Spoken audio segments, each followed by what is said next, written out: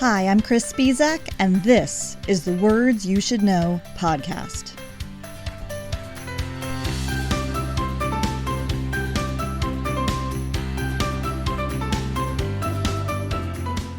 Welcome to the summer series of the Words You Should Know podcast, where no, I'm not going to go into the etymology of summer, dog days, and solstice. Been there, done that.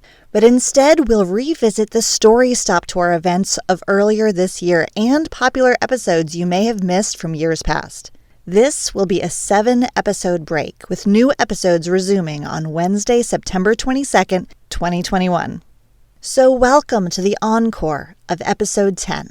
The plural form of you already exists. Originally released January 23rd, 2019. Enjoy the show! A few stolen minutes out of your day to talk words and communication. I'm here for you in those moments of temporary language hesitation or bewilderment. And today's podcast is on one of my favorite explorations. Sometimes the world seems annoyed that there just isn't a word to express exactly what you want. There's no English word for that intimate feeling associated with sitting around a fire in the winter with your close friends, though it exists in Danish. There's no word for the feeling of anticipation, when you're waiting for someone to show up at your house and you keep going outside to see if they're there yet, though that word exists in Inuit.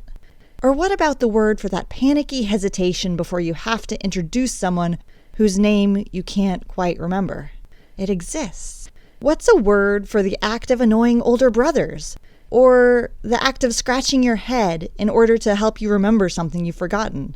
Or the word for that old trick where you tap someone lightly on the opposite shoulder from behind to fool them?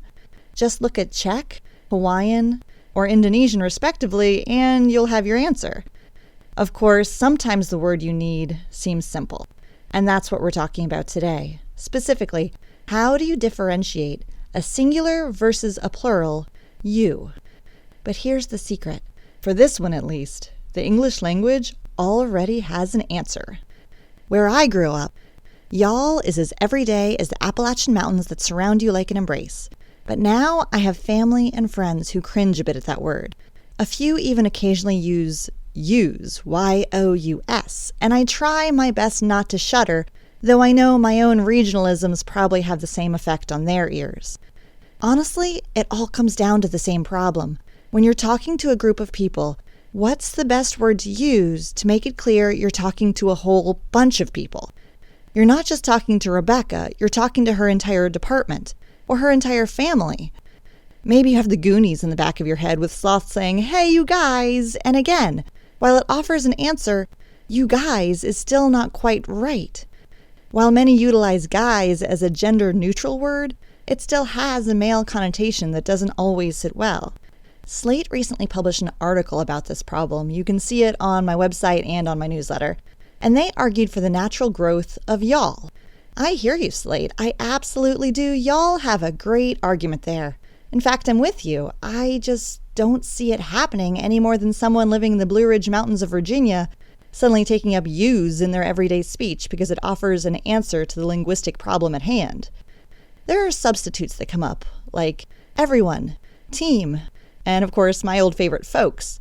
But I like to point out that the English language itself already has an answer. It's not one that's especially modern, but it exists and should at least be a part of the conversation. Let me remind you about ye and you, as well as thee and thou.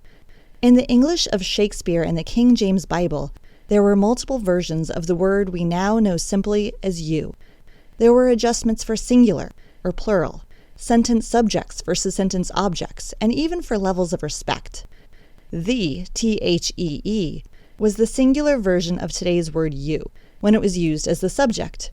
For example, thee sings so beautifully. Get thee back to your studies. Thou was the singular version when it was used as an object. For example, I took thou to the castle. He called thou. If we really want to dive deep here, we can even talk about thy and thine, which rhyme and function like second-person singular versions of my and mine. Or more simply said, they are the equivalent of your and yours for just one person. Of course, thee and thou were also used as word choices of intimacy. or as a sign of a lower station or rank. Close confidence would use thee and thou, as would adults speaking to children, and the more powerful speaking to someone lower according to their class hierarchies. Ye, ye, could be compared to the French word vous. It's the subject pronoun to use when looking for that plural you of today, when you know y'all and yous aren't the answer, or when speaking to someone to whom you need to show respect. Wow, even talking about respectful language is making me throw in a formal to whom. No ending with prepositions today, folks. Of course, this version of ye is not to be confused with the other, older version of ye, which is a substitute for thee, in the era when T and H were not yet the standard spelling of the sound. More on that on my website, and oh my gosh, it will blow your mind. And it's something really we all need to know. You can check on that. Then there's you, which is the word we know and love, or at least the word we know and use. Originally, it was designed only as a second-person plural object form, but it's shed its past limitations, hasn't it? If we're going to make a push for more clarity with our plural you, I say, why not bring back thee, thou, thy, thine forms to complement it?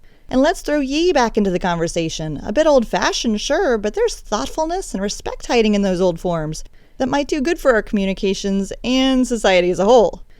Let's let you just be you. It just needs some company to solve this problem. Am I serious? Not completely. But if we're going to talk about what to do about the plural you, let's at least have the history of you as a part of the conversation.